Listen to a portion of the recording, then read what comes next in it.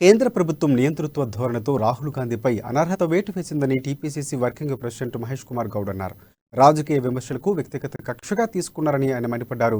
Nizamabad urban ticket ఇచ్చే విషయంలో అధిష్టానానికి బాగా తెలుసునని అంటున్న మహేష్ కుమార్ గౌడ్తో మా నిజామాబాద్ జిల్లా ప్రతినిధి శ్రీనివాస్ ఫేస్ టు ఫేస్.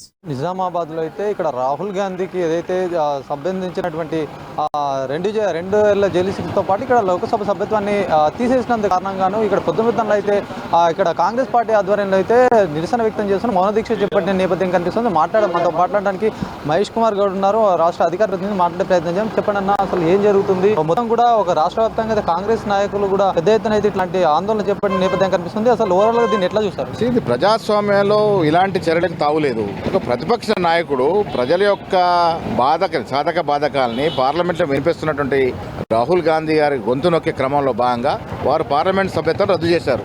ఏం తప్పు చేశాడని ఒక సందర్భంలో ఒక చిన్న మాట అన్నందుకు ఇంత పెద్ద పనిష్మెంట్ ఇచ్చి సభ్యత్వం రద్దు చేసే వరకు తీసుకెళ్లినారంటే రాహుల్ గాంధీ గారు పార్లమెంట్ ఉండకూడదు. ఉంటే మా దొంగతనం బయటపడిపోతుంది, మేము ఆదాయానికి చేస్తున్న లాభము ఇవన్నీ కూడా బయటపడతాయి. ఉండకుండా చేయాలని ఒక పకడ్బందీ వ్యూహంలో భాగంగా సభ్యత్వం రద్దు చేసినారు. కానీ రాహుల్ గాంధీ గారు ఇంతటితో ఆగే వ్యక్తి కాదు. ప్రజల మనిషి, ప్రజల కోసం ఉన్నట్టు కుటుంబం అది. ప్రధానమంత్రి కావాలంటే 2004లో 9 అవకాశం కూడా పదవి త్యాగం చేసినటువంటి మహానతమైన వ్యక్తి.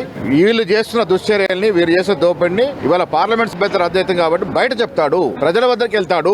4000 కిలోమీటర్ పాదయాత్ర ఘనత ప్రజల వద్దకు వెళ్తాడు. వీరు చేసిన దోపిడీ దొంగతనాన్ని బయట పెడతాడు. ప్రజల కళ్ళు తెరిపించే ప్రయత్నం చేస్తాడు. ఇక్కడ చూసుకున్నట్టే జిల్లాలో రాజకీయంగా కూడా హాట్ టాపిక్ గా మారిన నేపథ్యం కనిపిస్తుంది. డి శ్రీనివాస్ కూడా కాంగ్రెస్ పట్ల యథావిధిగా ఉన్న స్థానానికి అయితే వచ్చడం పట్ల కూడా దీన్ని ఎట్లా చూస్తారు? మీకు ఏం ఇన్ఫర్మేషన్ లేదనే సమాచారం కూడా ఉంది. దీనిపైన ఏమంటారు?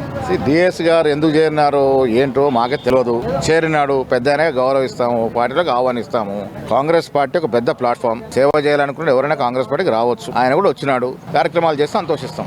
మీద మమకారంతో వచ్చినట్టుగా అని తెలుస్తా ఉంది. మరి ఇది టికెట్ పరంగా కూడా ఎట్లా చూస్తారు? ప్రతి తండ్రి కొడుకు మీద మమకారం ఉంటుంది. ఏదో ఇప్పించుకోవాలని ప్రయత్నం చేస్తాడు. బట్ హైకమాండ్ కదా ఫైనల్ నిర్ణయం చేసేది. ఆయన ఇప్పించుకోవాలనుకున్నా ఇక్కడ సూట్ అవుతాడా లేదా, సరిపోతాడా లేదా అనేది అన్ని కూడా హైకమాండ్ పీస్ అన్ని ఆలోచించి తగు నిర్ణయం తీసుకుంటారు.